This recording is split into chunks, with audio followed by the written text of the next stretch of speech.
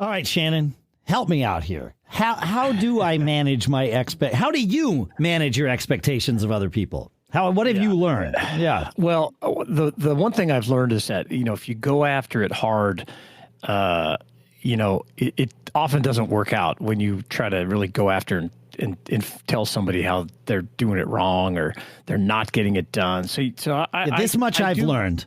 Yeah, that's right. I learned that a long time ago. So you do have to kind of change the frame. And the one thing I tend to rely on a lot in my business career is, when you want to criticize, you look in the mirror, and when you want to praise, you look out the window, those analogies, right? So it's always looking inward first, because I think that's where, as managers, that's where it all starts. And even like I used to tell my managers and supervisors, look, if they wanted to fire somebody, I say, well, this is a failure on our part. On our part. Everything's a management failure. That's right. We hired the wrong person, or we didn't train them correctly.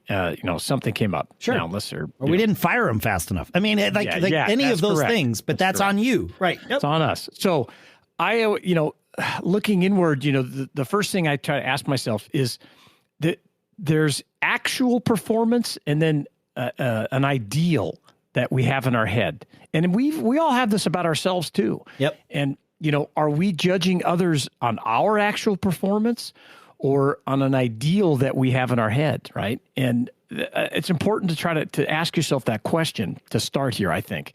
And this on the same note, are you disappointed in the ideal version of this other person or what they are really capable of? Because if it's like if you're comparing them against this ideal,